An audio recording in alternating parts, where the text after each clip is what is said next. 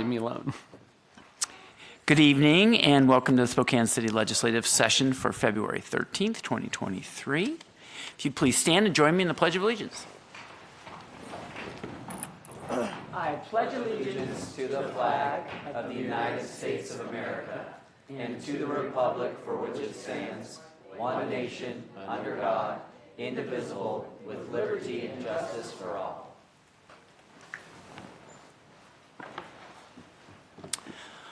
All right, and we don't have any proclamations. We have no poetry at the podium, but I did want to recognize some special... Did you want me to do roll call first? Yes. Sorry. We still have no proclamations, but go ahead and do roll call, yes. Council President Beggs? Here. Councilmember Bingle? Here. Councilmember Cathcart? Present.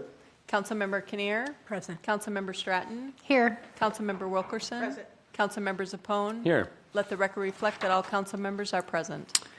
All right, so you might have been able to tell that I'm really excited that we have some special guests here tonight. We have some scouts from 258 and 358 in the back. Thanks for being here. They're taking care of their civic duties. So welcome.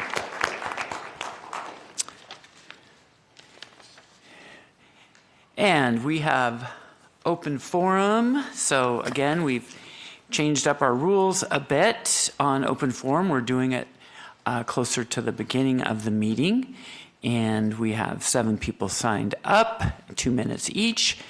You can talk about any aspect of city business that's not on the agenda for tonight. And we don't have an advance agenda, so usually it'd be the advance agenda as well. When this light turns yellow, you'll have 1 minute left. And the rules also include not discussing private disputes and legal disputes that don't involve the city. And then for all testimony, including the testimony on various resolutions and ordinances, where people have up to 3 minutes to testify, we ask that you address your comments to me as I'm facilitating the meeting, that you don't disparage other people, use vulgarities, shout, pound the table, display signs. And even though we clapped for the scouts earlier, we don't do any clapping or booing for speakers so that people have a safe space for that. And I will call people up, and I'll call people up in groups of 3. The first person can come straight to the podium, and then the other 2 can come up near the front row, so they're ready to go, and then I'll just add 1 person each time. So for open forum, we've got Rick Bocook starting out, and then we have Edwin Larry Andrews, and then Tracy Blum.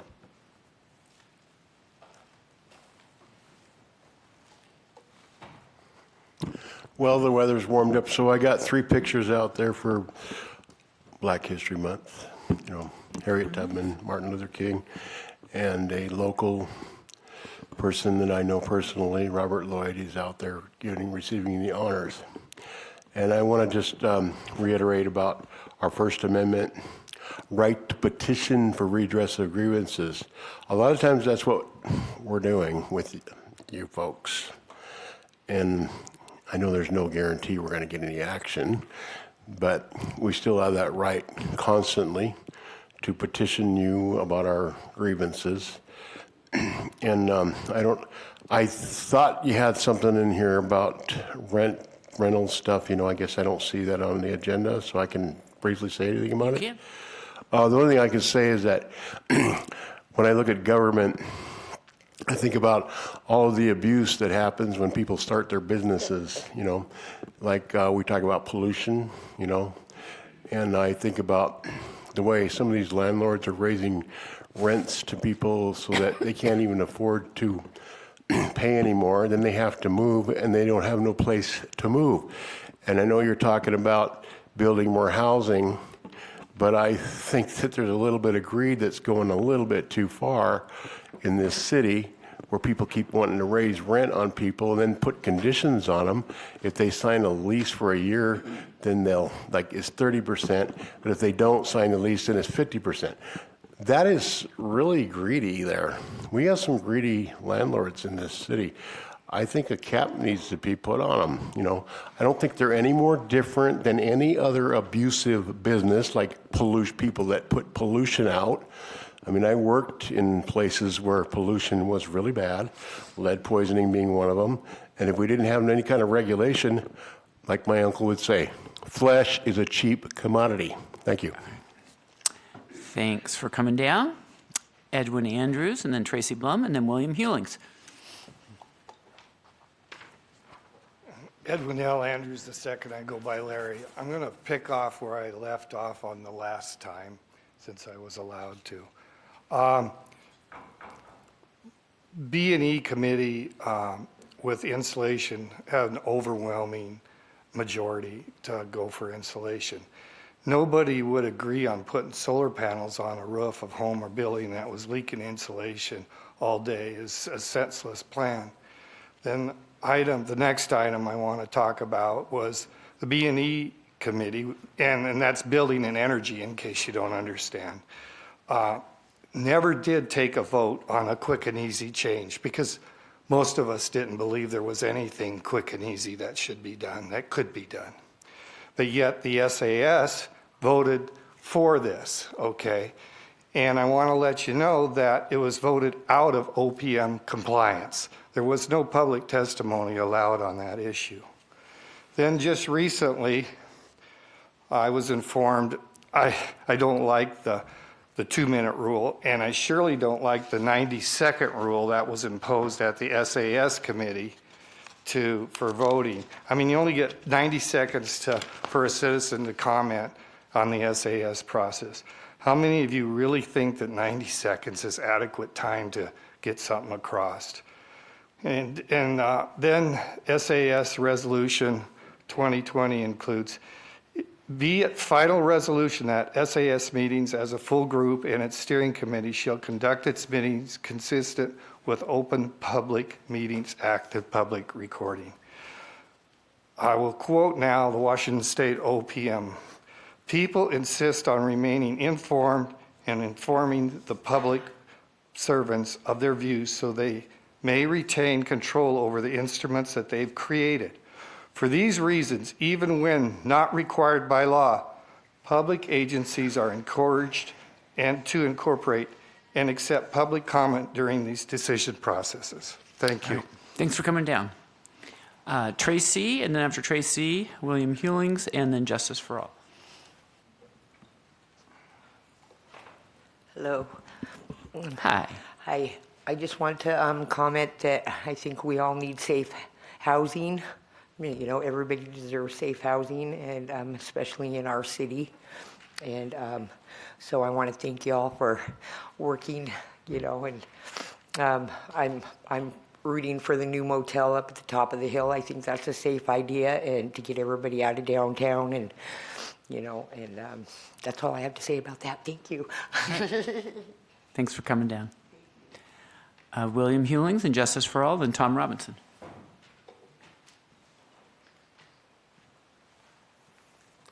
Welcome. Good morning, good evening. My name is Will Hewlings. I live downtown Spokane. Something that I speak out on all the time, a lot, just the crime downtown. You know, when you start talking about reforming the police and all this nonsense, Council President Brianne, think about our community, because on the 27th of January, just right outside, there was a woman sexually assaulted. They caught this guy. His name's Avondre. I don't even know his last name. You can look it up. The guy's a convicted murderer. He stabbed a lady on the Centennial Trail a few years ago. And he pleaded guilty to second-degree murder, and he went to prison. Well, he was let out. Now he's downtown, but the thing that bothers me about that kid is he was hanging out with the kid that attacked me last year. You know, the one I got a knife pulled out on me. So I really wish you would seriously think about before you go out and make all these interviews and all this on just nonsense. Because if you read Spokane News, the comments, you're not a very liked person. Neither is the city council. You should be ashamed. You're more worried about nonsense. Thank you. Thanks for coming down. Justice for all. And after Justice, Tom Robinson, and then Ronald Smalls. Thank you, council members. I want to say thank you so much for putting up captions from last week. That was my comments. I hope that you still listen to having more language access, including a translator and an ASL interpreter here. That will, of course, make it possible for more people to be engaged in these city council meetings. We need an Office of Civil Rights. I don't know if you know what has currently happened with the process for the Office of Civil Rights, but the mayor has disrupted this process, and there has been no vocal support from city council about this. The mayor has a history of disruptive and poor policies that prevent progress and justice in Spokane. The East Central Community Center, where Juneteenth is held, still has a police station placed there by the mayor. The mayor has been vocal against city council members from her mayor account, and by transparency, I just want city council to say anything. I want city council to inform their constituents about the delays caused by politics. I want you to act upset when you're walked over, and the process is ignored by the mayor. Thank you so much, council members. Thanks for coming down. Tom Robinson, and then Ronald Smalls.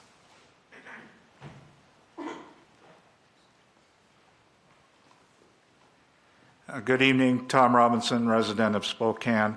I want to talk about security in City Hall, and specifically security right outside these council chambers.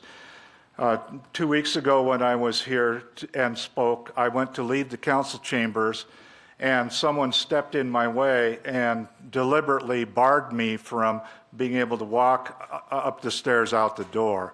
And this kind of intimidation is not what should be happening. It required a police officer to intervene and stop this person from engaging in this behavior. You need a police officer in the lobby or the gallery, whatever that room is called, because of these kinds of things happening. I know some of you are concerned about your personal safety, and have seen at times we have had 8 police officers here because of safety reasons. And it's time once again for the council to ask the police department to make sure that everybody is safe and is not harassed as they go about their business. Thank you. Thanks for coming down. Ronald Smalls, welcome to City Council. How you doing? Hi, my name is Ron Smalls. I emailed most of you on the 2nd, 3rd, 4th, 5th. Can you pull that microphone down a little bit more? I emailed most of you on the 2nd, 3rd, 4th, 5th, and 8th of February. I'm still waiting to hear from most of you. Although I stand, Brian Biggs that contacted me, said he didn't know who I was from my email. My daughter said, how does that matter? Our concerns are not heard here in Spokane. The black people of Spokane have lots of concerns, but nobody seems to hear them. Executive Order 13576, which is a federal government executive order signed by Obama in 2011, says we're effective government. We're not getting that. You're not talking to us. The fact that you can ignore my emails and I called the mayor and she can ignore my phone calls says a lot. But that is going to change because you guys have people like the NAACP, SCAR. They don't even use the policies or the laws, the civil rights laws of 1964 that will hold you accountable. They don't use the laws that are on the books. We're going to change that because I did call you. I sat with Karen Stratton at one point. I sat with you, Mr. Brian Biggs, and I actually caught you to get you to go to Sandy Williams' benefit. And at this point, I'm like, okay, if that's what we want to do, but none of you contacted me, and that isn't a good thing. I swore to protect this country from enemies, both foreign and domestic. I served. I think it's the best country. But I'm also going to expect that I'm going to hold you accountable. So that's what we're going to do. I'm going to be your huckleberry. I'm going to keep you on point, because when you don't, I'm going to call you out on it. And I'm going to go to the federal government, because I can, and ask that they hold you accountable. It doesn't take that much. I met with Swinyard last week. He still hasn't called me. I was willing to do it for free because I've been black all my life. And I don't think you guys get the culture. It's different. We speak and you say, oh, do you sound angry? It's called passion. I didn't grow up in Spokane, but I've been here since 2015. And again, I say to you all, the gauntlet has been tossed. We will discuss it. I have a daughter that's 15. So thank you very much for your time. I'll see you again one way or the other, and we'll talk about it one way or the other. Thank you. Thanks for coming down, Ron. All right, that brings us to the end of open forum. That takes us to our consent agenda. Multiple items that the Madam Clerk is going to read from us. Nobody's requested to testify for that. People could if they wanted to. But Ms. Pfister, if you'd go ahead and read that, then we'll take a vote on that. Okay.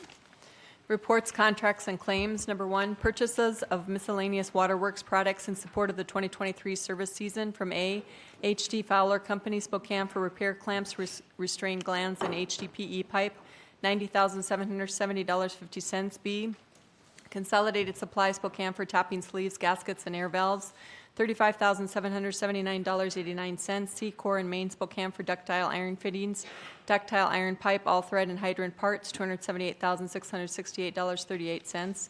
Total purchase value across all suppliers, $441,683.01 plus tax.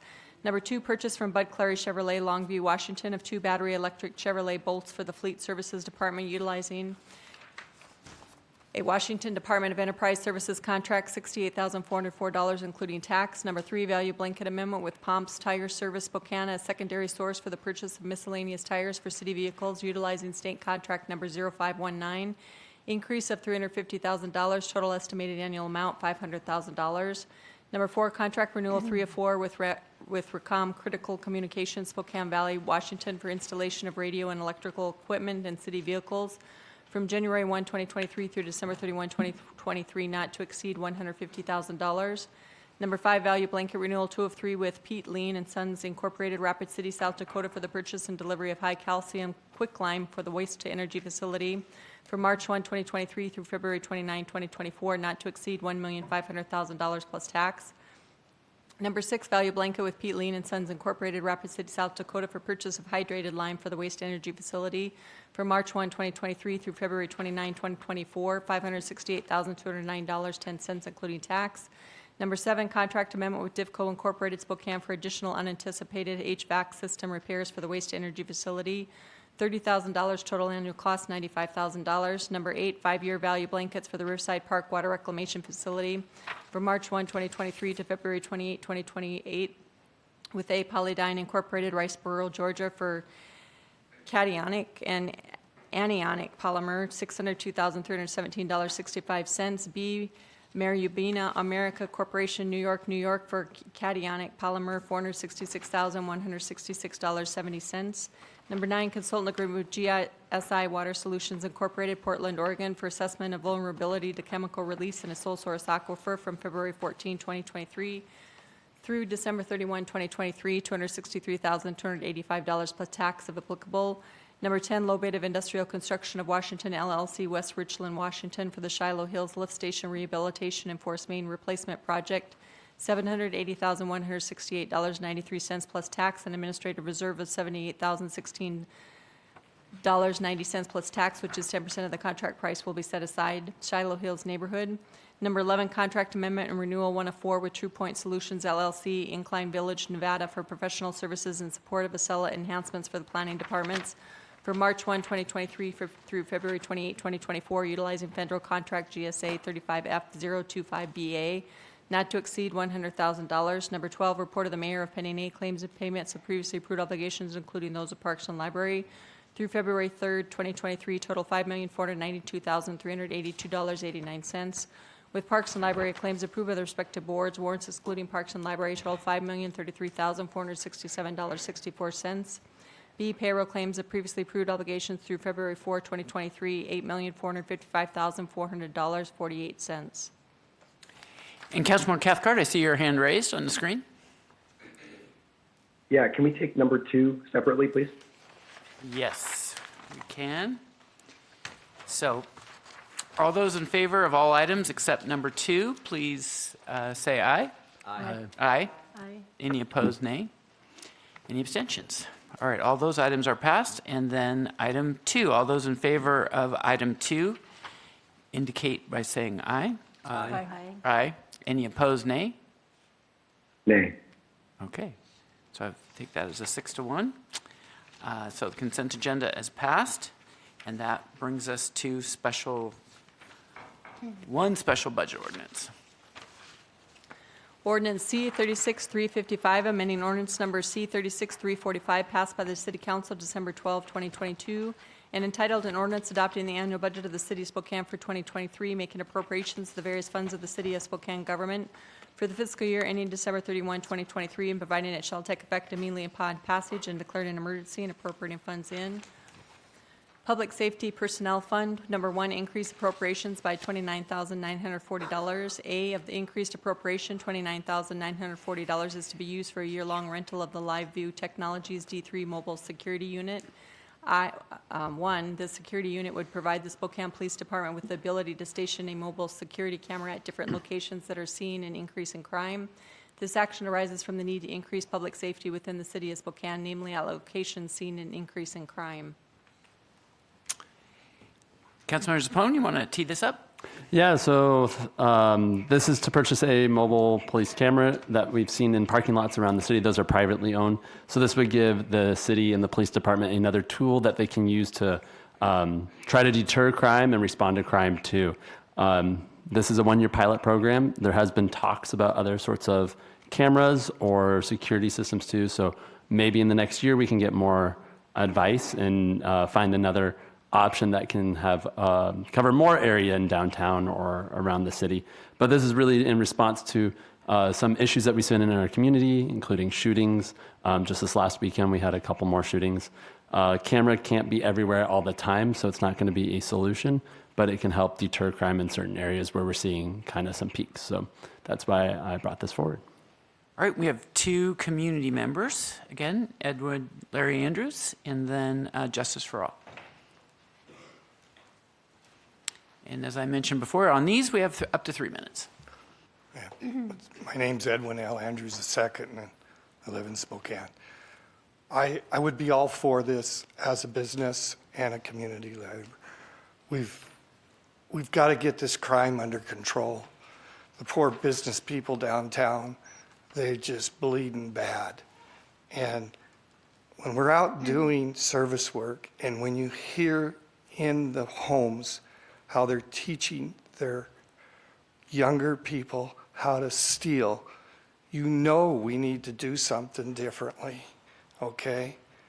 And what we need to do is, we got to start small and work bigger. We used to, four-way stops. I don't know how many times I go down Perry and I come to a complete stop, and you see them go right through the intersection and don't even stop. And so when they can get away with the small stuff, then they move on to the big stuff. We need to concentrate more on the small stuff so they understand they're not going to get away with the big stuff. This bit about just turning your eye away and say, hey, it's not significant. This is the wrong approach. I've lived in this city since the late 50s, and it never used to be that way. But now it's got to the point that our police officers are afraid to do anything anymore. And that's not right. I've always looked at the police officers as a person here to help me, always there protecting me, and always there around to serve for us. And I've always believed this in this town, okay? But when a business owner sees $400 or $500 going out of his shop and there's nothing he can do, how can he make a go of it? It's inconceivable for me to even think about running a retail establishment anymore in this city, because it's gotten so far out of hand. We've got to bring in the reins, and it's called tough love. You do it with your kids, I hope, and we need it to do with the citizens. We have plenty of laws on the book. We just got to start enforcing them. Thank you. I hope you take it positively. Thank you. Thanks for coming down. Justice for All.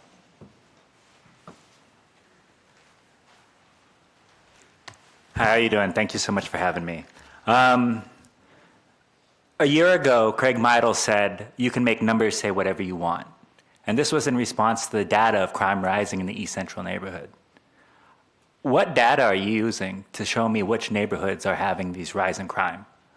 Are you using the data that's been collected federally, like Martina Morris has, which we've released as well, that show crime as not rising? It's pretty steady.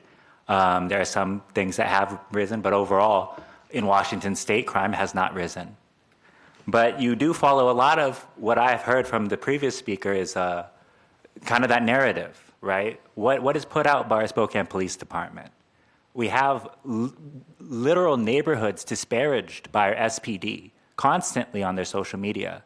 Whole neighborhoods. Stop letting SPD victimize BIPOC and poor people. Stop letting them get whatever they want. Last year, you gave them $11 million in special budget requests. Stop letting SPD do sweeps of the unhoused. Punishing people in that manner does not decrease crime.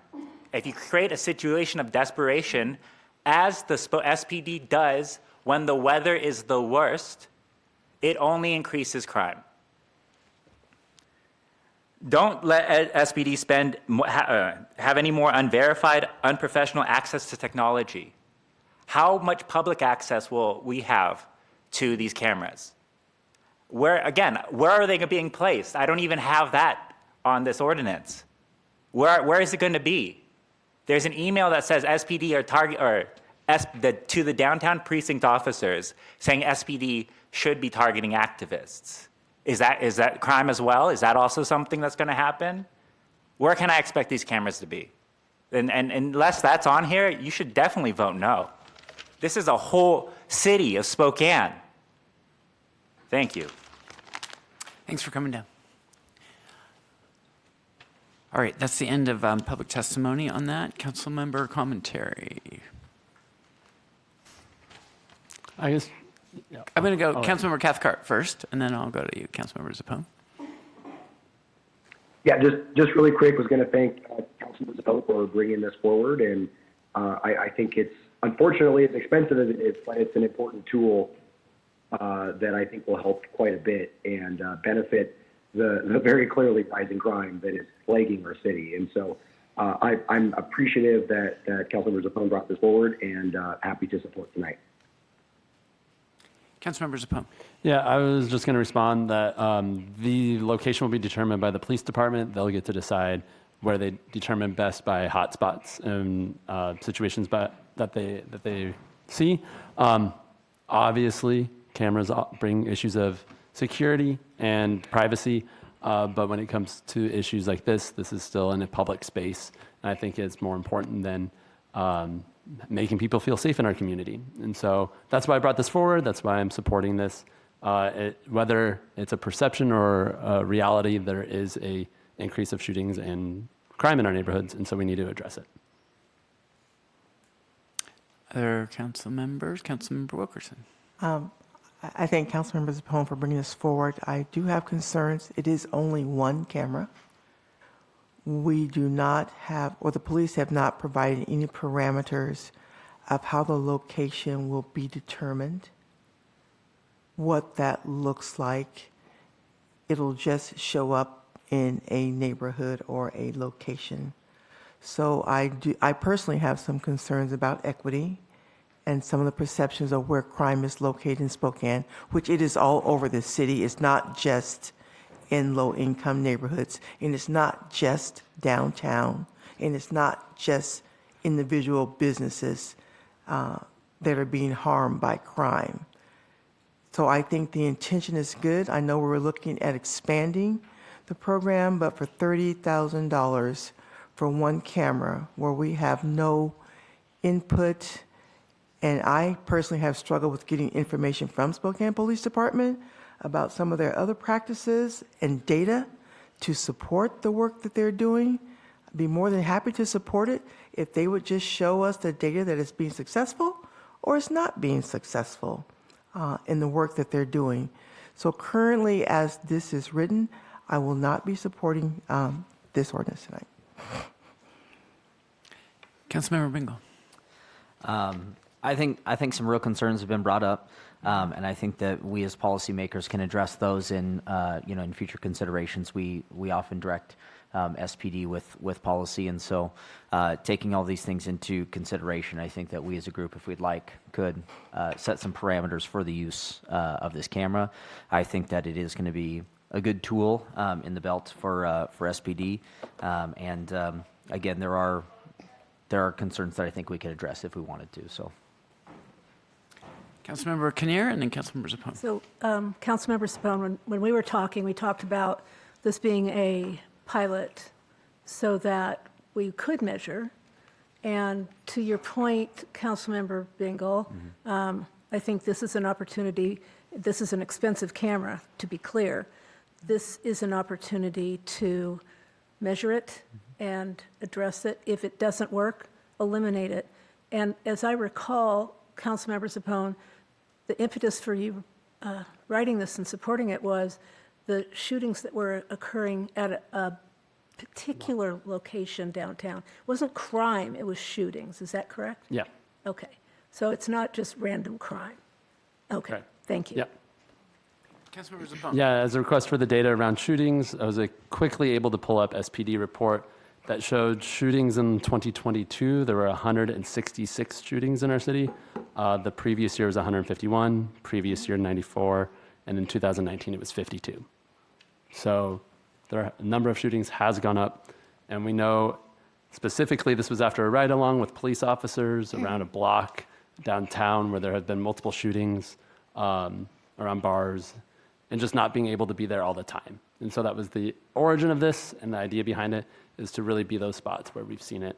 On this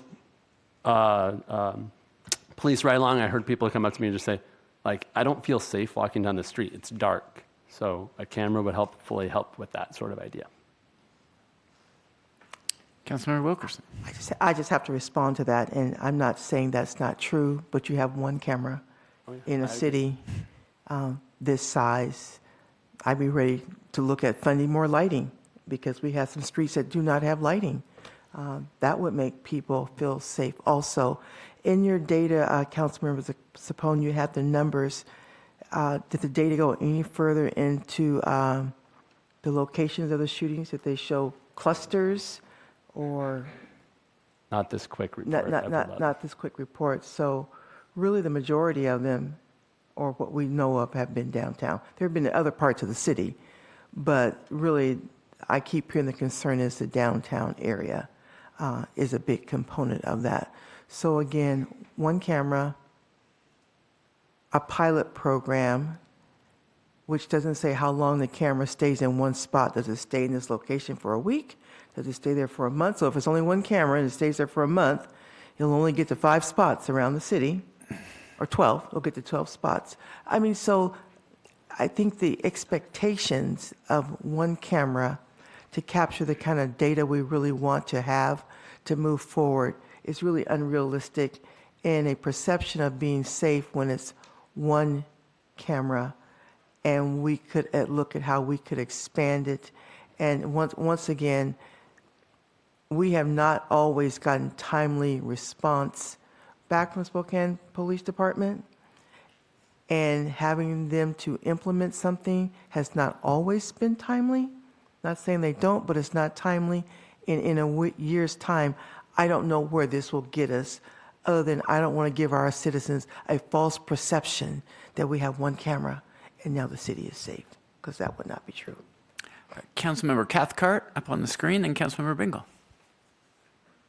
I just want to remind Councilwoman Wilkerson, one of my top priorities for ARPA spending, even from the first days 2 years ago, was to invest in neighborhood lighting for this exact thing. Unfortunately, council didn't advance that. But I am still very interested and very willing to work with you on that idea, because I think that would make our neighborhoods far, far safer. And I think it's something that we could reasonably put a plan together to accomplish.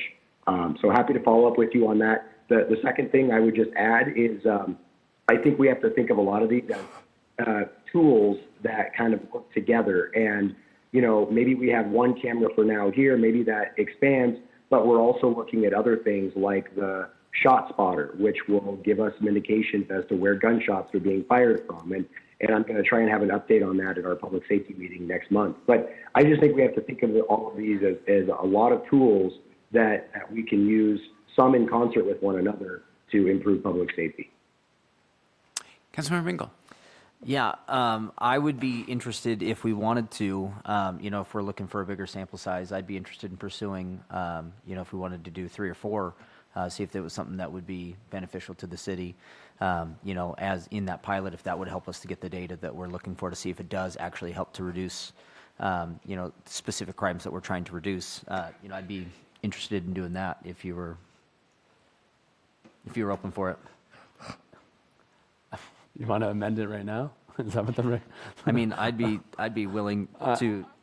I think I would want to move forward with this, and we can bring it up as a separate issue to do more. But I fully hear the concerns that it's not enough, and agree it's not enough. But it's something we can do right now, and we can look for more solutions down the road.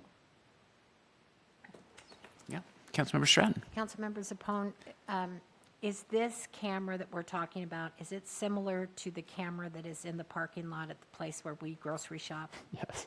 Okay. I will say that that thing is huge. It lights up the entire parking lot. And for somebody that shops late at night or somewhat late at night when I get off work, I feel much safer because of the light that's, I don't notice that I don't know what it's filming, but I know it feels a lot safer with it's a lot of light. So, thank you. So, Councilmember Stratton, is it the light or is it the camera? Which one do you really? I mean, there's a light that comes out of it. It looks like a spaceship, right? I mean, it's huge. It's huge, and it's all light. It completely lights up.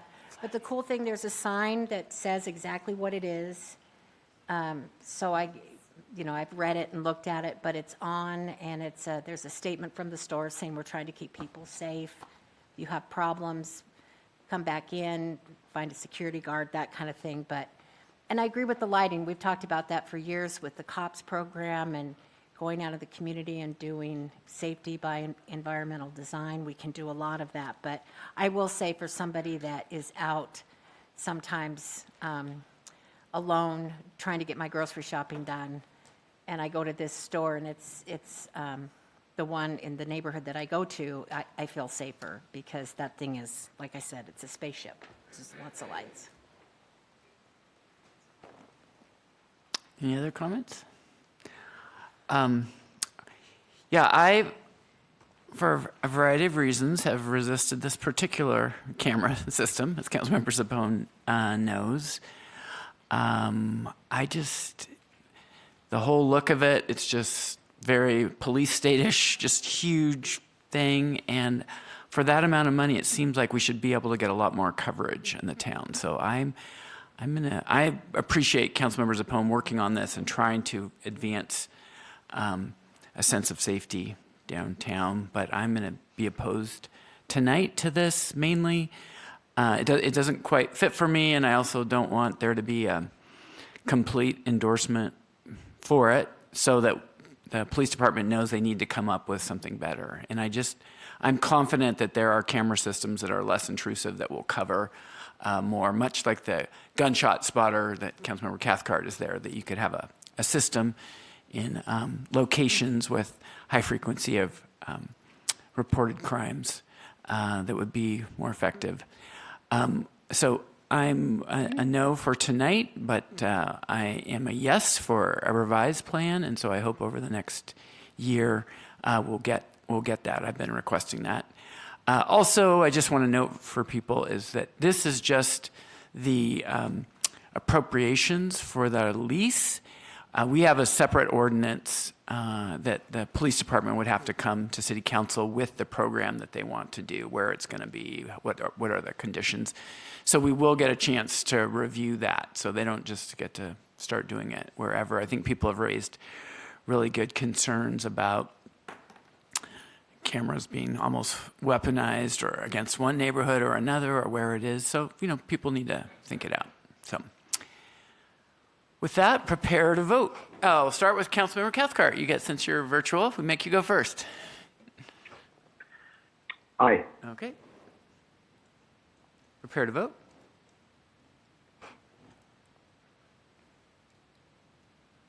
All right, it passes 5-2, and since it's a special budget ordinance, it needed 5, so it does. That brings us to an emergency ordinance.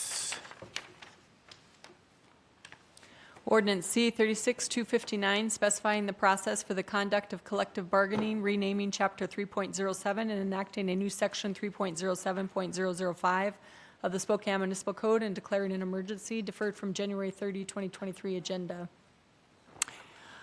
And before we invite up, we've got two folks who want to testify, Jacob Newcomb and Justice for All. But we, at this afternoon's briefing session, we did amend this ordinance in one significant manner, well, two really, with the feedback of the labor union. So the original ordinance required there to be a report to council in executive session that would be confidential of what upcoming topics were for tentative labor agreements before the administration signed.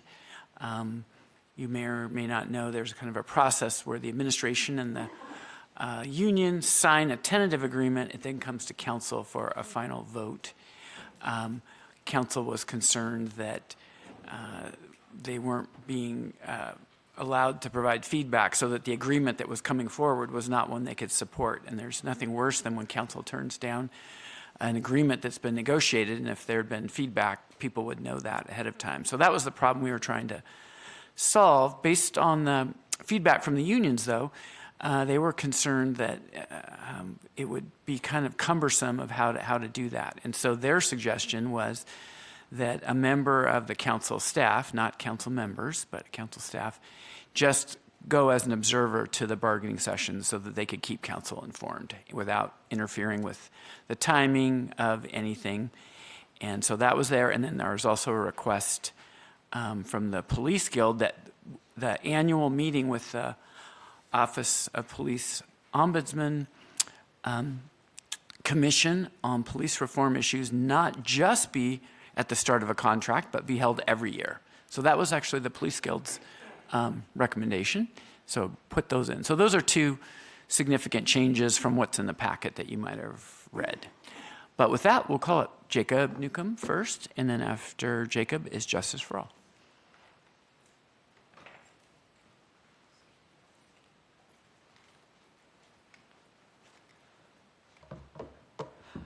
Welcome. Hi, City Council.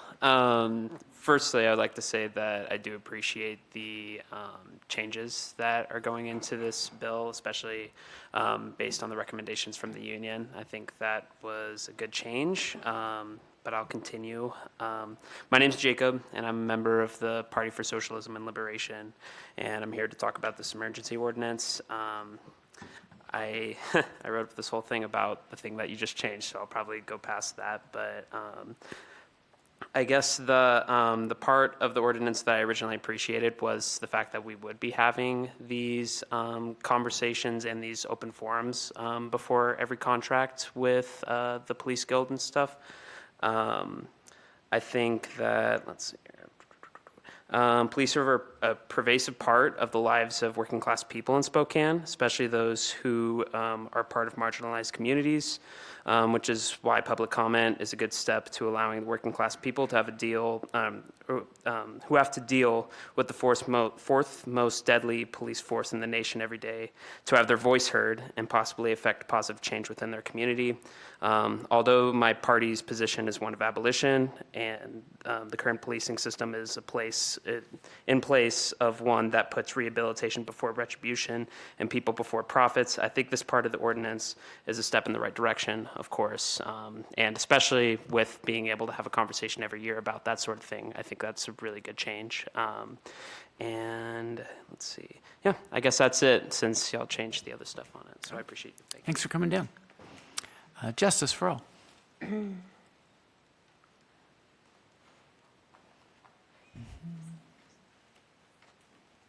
Welcome. Thank you. I also wasn't aware of the changes, and I don't have anything to say. All right. Thanks for coming down. All right. Council commentary. Councilmember Bingle. Yes.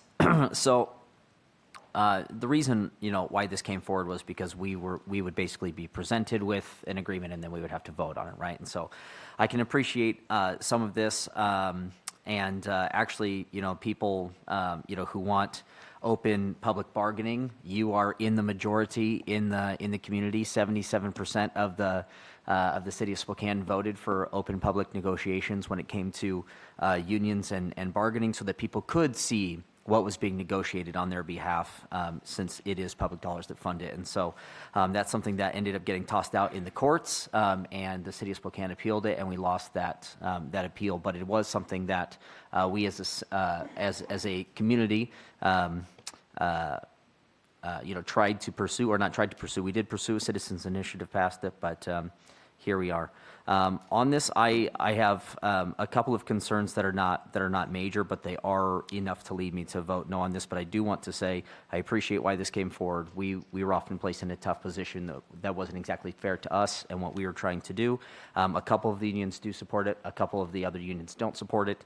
And I think that there might be something again where maybe there's something that's a little bit closer to something everybody can get on board with it. But I do appreciate Council President listening and making the changes the way that you did. I appreciate that.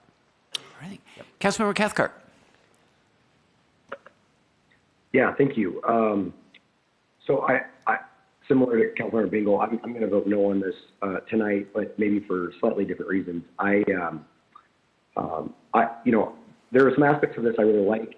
And some of the amendments that the council president proposed and were included, I certainly appreciate. I mean, I think tying that annual meeting or that meeting to the contract negotiation process could have created a lot of obstacles. As we know, sometimes we're very slow to move on things, and government moves slowly. And so pulling a meeting like that together could sometimes create delays that would have been a concern.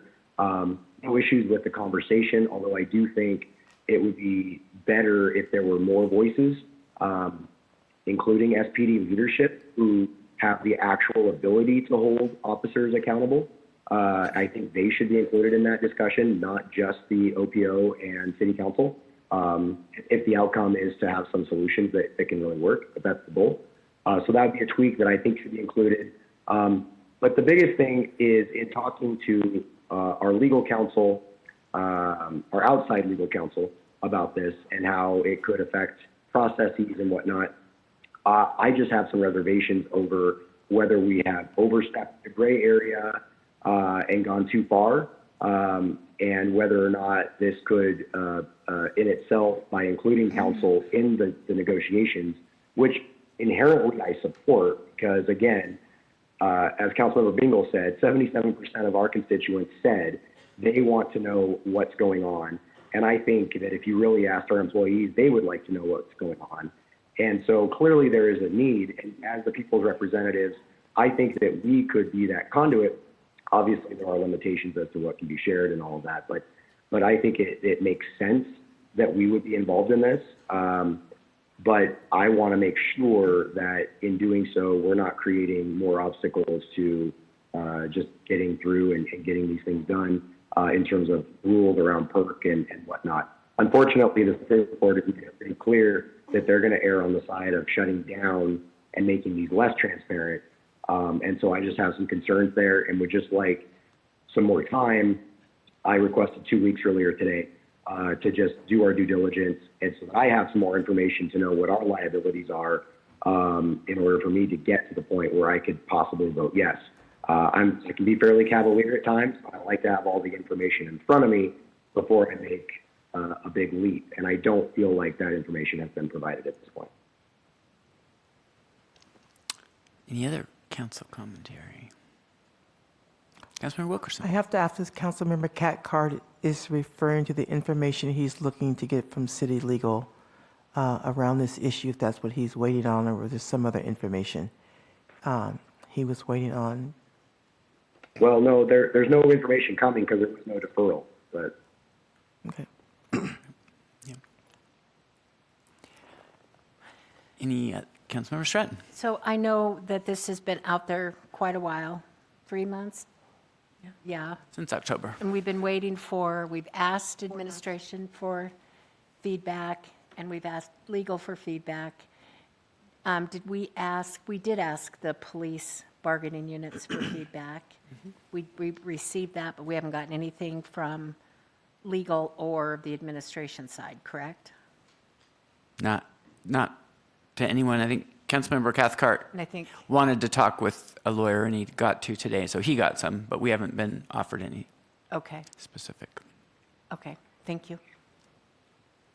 Did we not get a memo from administration on this earlier on in the? I don't think so. I Yes, don't recall. we Did we? got- Yes. For They the had earlier version? But it was, Yeah. yes, the earlier version. Earlier version, right. Yeah.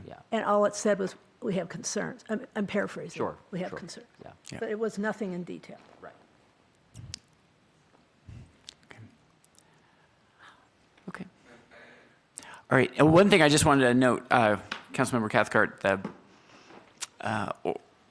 update on the annual meetings on police issues does not preclude the police leadership from participating. And I think that both the Police Guild and the police leadership came to the one that we held last year. And the reason we held that one last year was because we had had a draft of this ordinance, and they agreed to honor it even though it wasn't passed yet. And so I think that was very helpful. I think everybody was really happy with that. And I appreciate the president of the Police Guild suggesting, hey, let's not do it every 3 or 4 years before a contract. Let's just do it every year. So I'm like, that seems like a win. So yeah. Any other commentary before we vote? All right, prepare to vote.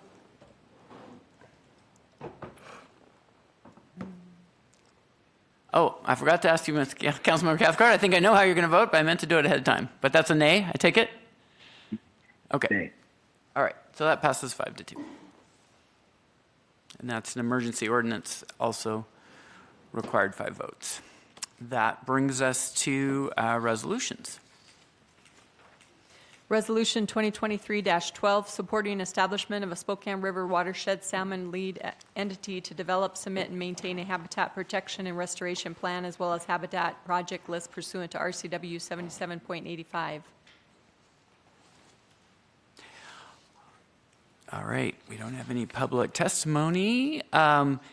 This is really exciting for people who have been mourning the loss of salmon, and that pretty much before we were all born here. But this land here used to be full of salmon, and the tribes depended on them for all their livelihood. It was just amazing. And over 100 years ago, it was abruptly cut off by dams, and then they continued to cut off. But in recent years, several of the tribes have been working together to figure out how to restore salmon to the Upper Columbia and to the Spokane River watershed, including Latah Creek.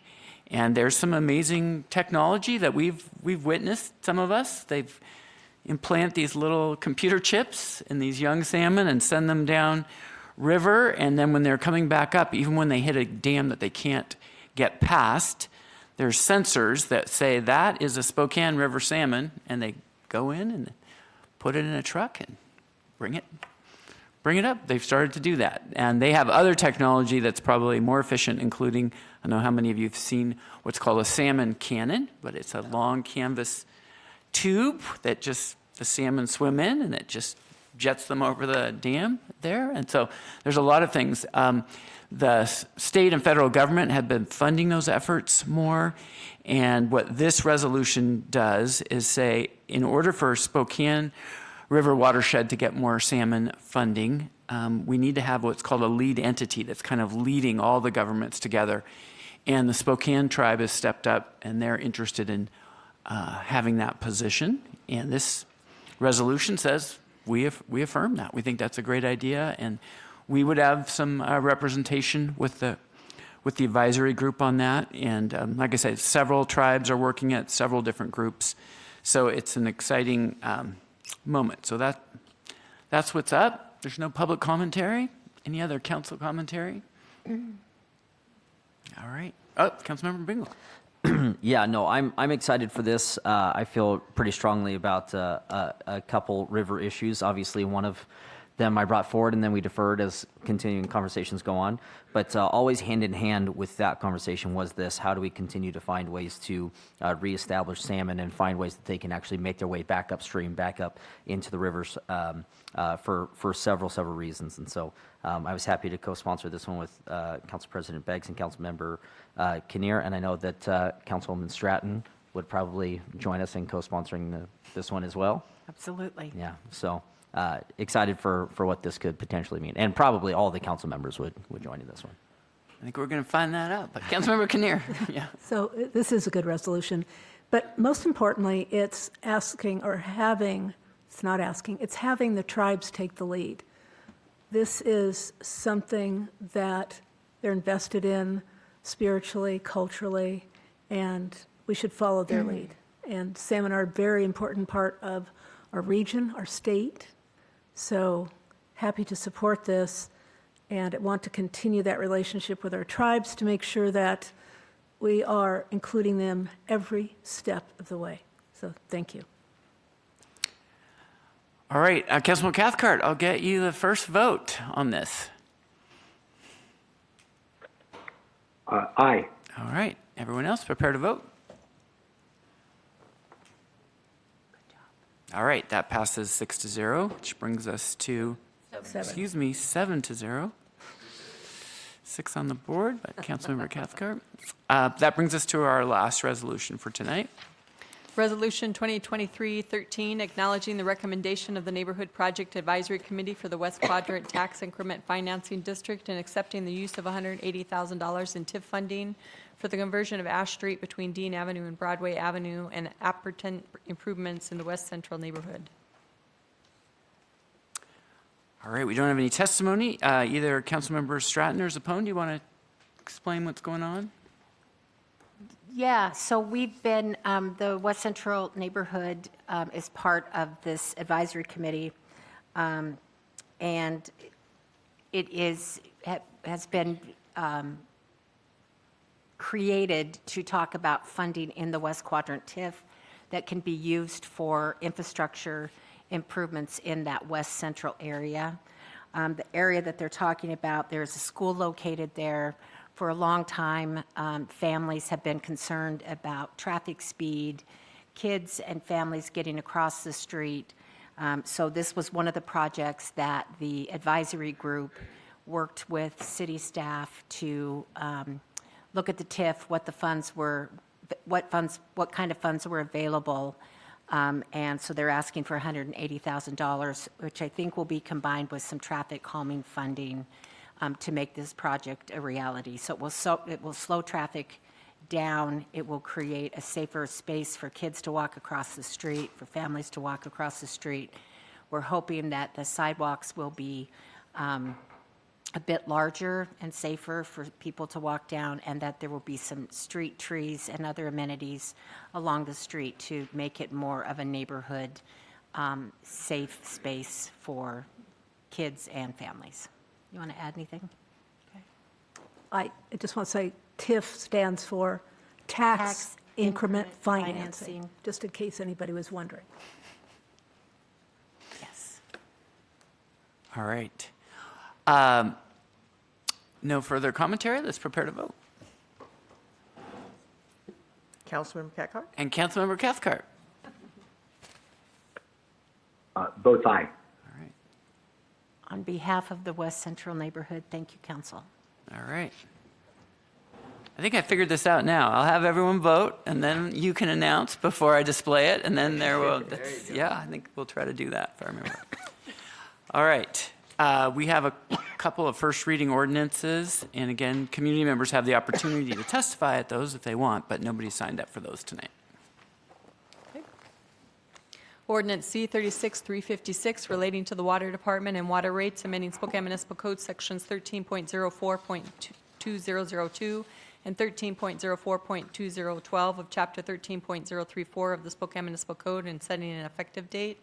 Ordinance C-36-357 relating to the establishment of a sales and use tax deferral program for affordable housing, creating a new Chapter 8.07D of the Spokane Municipal Code. Further action is deferred on the first reading ordinances. All right, that brings us to the end of our legislative agenda. I'd like to thank everyone for attending and participating. Special thanks to the two Scout troops.